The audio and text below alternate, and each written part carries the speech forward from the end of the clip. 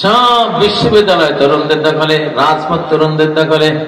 যিনি বাংলাদেশের এখন প্রধান উপদেষ্টা ইউনূস সাহেব, উনি কথা কইতে আমাকে বুড়া করে কোনো দাম দিয়া কয় না, তরুণরা তোমরা আমারে আনছো, তোমরা এই করো সে করো, ঠিক না বেটি? তাহলে তো এখন বুড়াও এখন তরুণের হাতে, হ্যাঁ এখন তরুণদের হাতে তারা চলে গেছে। ওই যে ছোটবেলায় দেখতাম যে গজার মাছের ফোনা যখন ছোট থাকে তখন মা গজারের মাথার মধ্যে গিয়ে বসে, একটু বুদবুদ ছাড়ে, আমার মায়ের মাথায় বসে। কিন্তু যখন এত বড় হয় তখন তার মায়ের কথা শুনে না, বাপের কথা শুনে না, হেরা আগে আগে করে। আর মা আর বাপটা বিজে বিজে থাকা যাক না, এগুলি এখন এদের যুগ, বুঝেন না?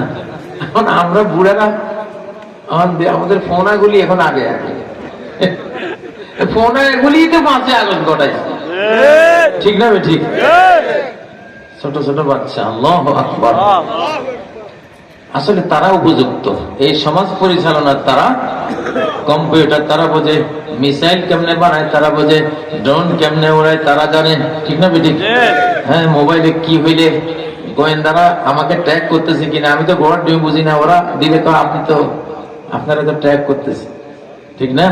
ছোট ছোট বাচ্চারা বুঝে কেমনে কোন বাইর করে, ওই যে দেখেন এইটা ওইটা। তো তাহলে এখনকার সমাজটাই হলো একটা মোবাইল সেট, জটিল, খুব জটিল কুটিল সমাজ। এইটা চালাইতে গেলে ওই রকম চালক লাগবে, ঠিক না? আর এই চালক হলো আমাদের শিশু, এগুলি এক একটা 8-10 বছর শিশু, বিশ্বাস করবেন 80 বছরের বুড়া চেয়েও জ্ঞান বেশি।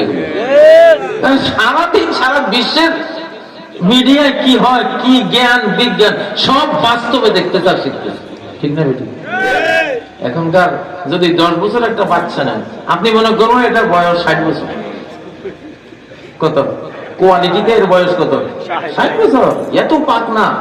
আর 4 বছরের পোলা বেড়ে কয় আমি তোমায় ভালোবাসি, আই লাভ ইউ। আমরা তো 26-27 বছরও বুঝতাম না এগুলো, ঠিক না? এই ছোট ছোট বাচ্চারা বুঝে, সব বুঝে।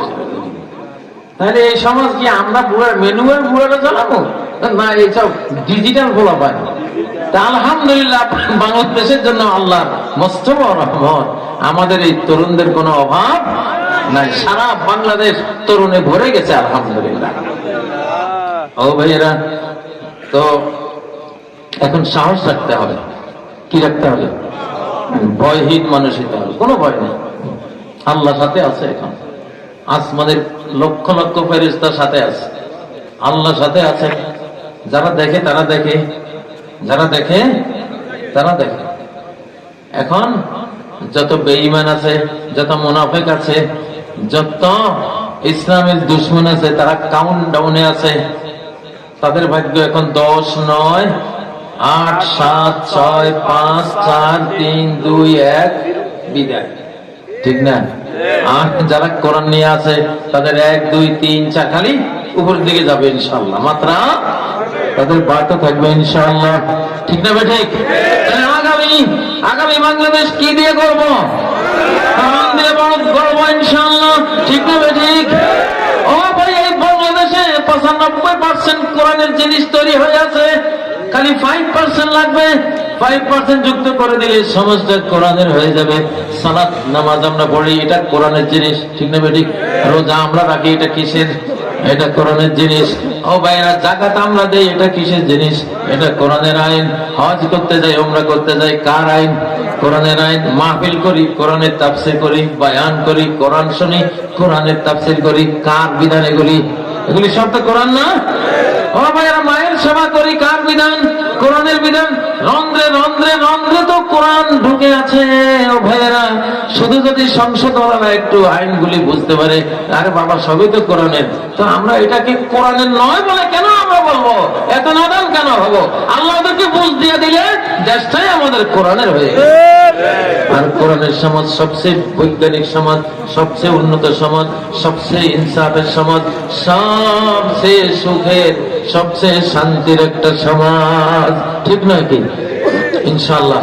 তাহলে সেই সময় আমাদের আসতেছে, আমরা মানুষকে বুঝাবো। ও ভাইয়েরা, নোয়াখালীতে একটা কথা আছে, আমি অন্তত 30, 40, 50 বছর গবেষণা করছি, এই কথাটা করতে গেল কয় আলেমের পেট খোদার তাগারি।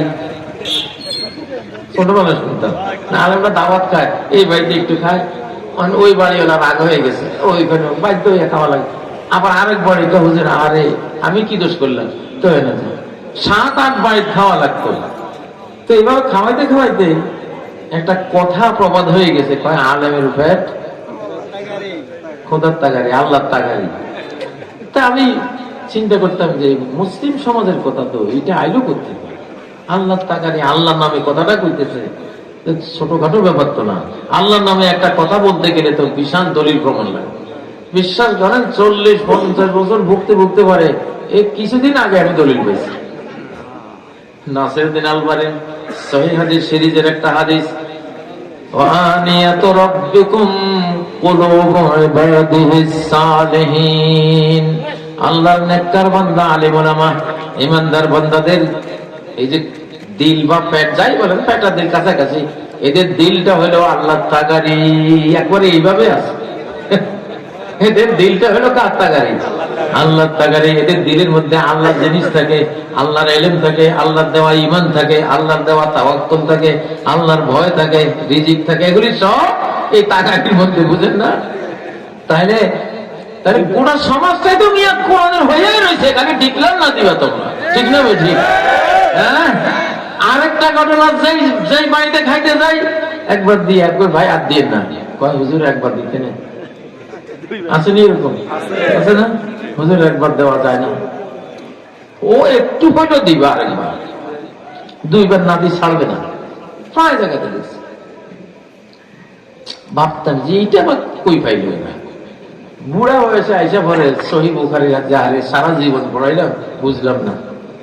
দেখি যে হাদিসটা কি, মান আনফাকা যাওজাইনি ফি সাবিলিল্লাহ দাখালাল জান্নাহ। একবার 2বার, যে একবার দান করলো, আরো একবার দান করলো, 2বার যে দান করে সে সরাসরি জান্নাতে চলে যায়। আল্লাহু আকবার। হ্যাঁ, একবার 10 টাকা নোট একটা দিল, আরেকজনে চাইলো আরেকবার দিল, 2 হইল না, জান্নাতে যাবে। সুবহানাল্লাহ। এই জন্য দেখেন আমাদের নোয়াখালী মানুষ বেশি চালাক, এগুলি লক্ষ্মীপুর নোয়াখালী, 1 চামচ দিলে তো ঠক, 2 চামচ দিলে জান্নাত। ওইখান থেকে, ওই হাদিস থেকে এই ঘটনাটা। সুবহানাল্লাহ। তো মিয়া, হ্যাঁ, এই যা আছে, আমি মসজিদ থেকে টয়লেট পর্যন্ত হিসাব করলে দেখবেন যে পুরাটাই কোরআনের সমাজ হয়ে আছে, কিন্তু একটু একটুখানি শয়তান যেখানে নষ্ট করছে, মেরামত করে দিলে পুরা সমাজটা কি কোরআনের সমাজ হয়ে যাবে ইনশাআল্লাহ। আমরা কাজ করতেছি, আপনারা রেডি আছেন কিনা? রেডি আছেন তো সবাই? নারে তাকবীর, নারে তাকবীর,